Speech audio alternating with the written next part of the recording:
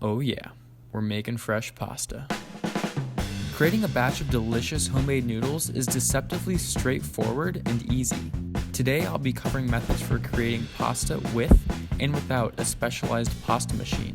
Whichever route you choose, get ready to produce pasta that surpasses any freeze-dried variation you'd pick up from the store.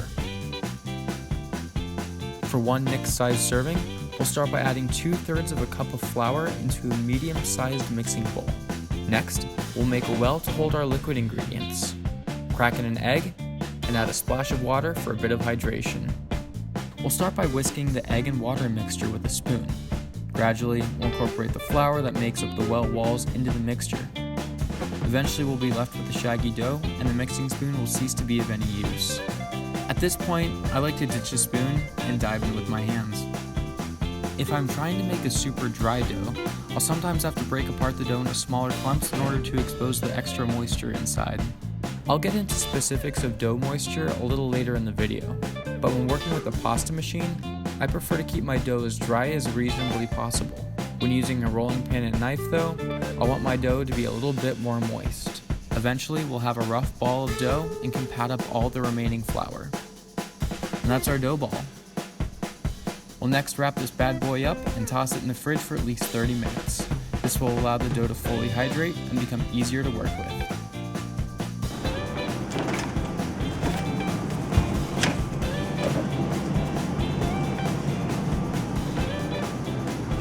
After 30 minutes have passed, we can take the dough out and begin kneading.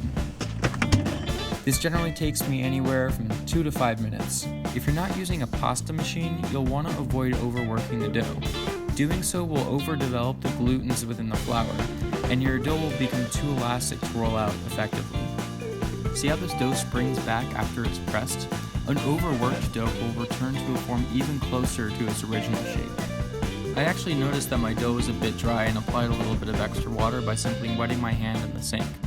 And then I continued kneading. After kneading the dough, we'll want to fill up a pot of water, toss it on the stove, add a good quantity of salt, and cover. While the water is heating up, we'll begin forming our noodles. The first method I'll outline is for making pasta without a pasta machine. For this, you'll just need a rolling pin, a cutting board, and a trusty knife. I like keeping a pile of flour next to me for easy access during this process. If your dough is too dry at this stage, it won't be able to grip the working surface and will just slide around instead of stretching and flattening out. See how the dough is moving back and forth with my rolling pin? To fix this, simply add a bit of water to the underside of the dough and you should be ready to rock and roll. See the difference? If, on the other hand, you find that your rolling pin is sticking too much to the dough, simply add a bit of flour to the rolling pin. Now, roll out your dough as thin as reasonably possible or to your desired thickness. Once flattened, we'll apply a generous quantity of flour to both sides in order to prevent the dough from sticking to itself. Next, roll up the dough like so in order to form a long cylinder. Now, it's time to break out the cutting board and knife. Starting from one end of the cylinder, cut up the dough like so. Pressing down too hard with your knife may push the dough layers together and make them stick. Instead, let your knife do the work and simply move the blade back and forth. Once the entire cylinder is cut up into pieces, transfer the dough back onto a well-floured work surface. If the cylinder was well floured and cut properly, the resultant snail-looking dough shapes should roll out just fine to reveal your spaghetti strands.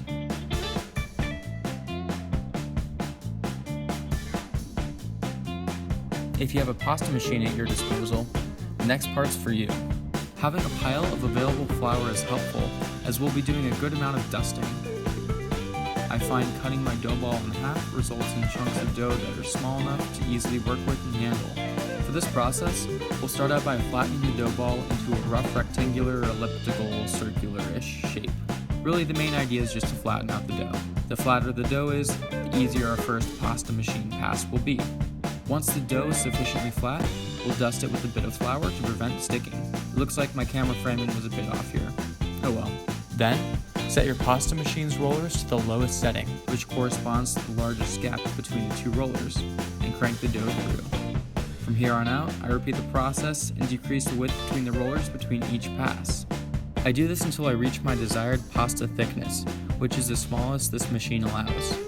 I find that, with the dryness of my dough here, it's not necessary to add flour between each pass.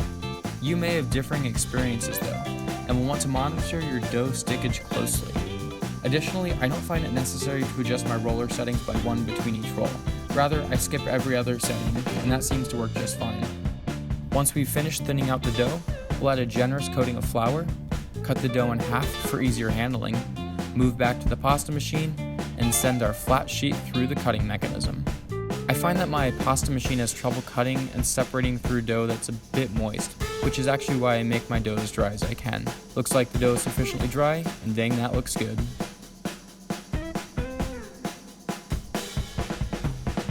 Whether you've made your noodles with or without a machine, it's time to start cooking. Fresh pasta cooks much more quickly than store-bought freeze-dried pasta and is done anywhere between 1-ish and 4-ish minutes. I found 1 minute to be sufficient and will set a timer for that.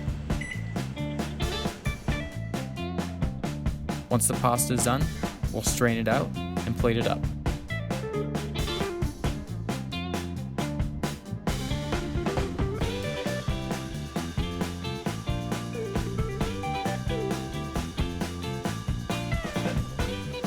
What's that? You don't like eating pasta by itself? Oh, don't you fret. We've got a sauce for that. Check out next week's video on how to make this 10 out of 10 mushroom cream sauce. I digress though. On to the official taste test. I'm just gonna mama bird feed myself real quick, and that's a tasty noodle. Thumbs up from me.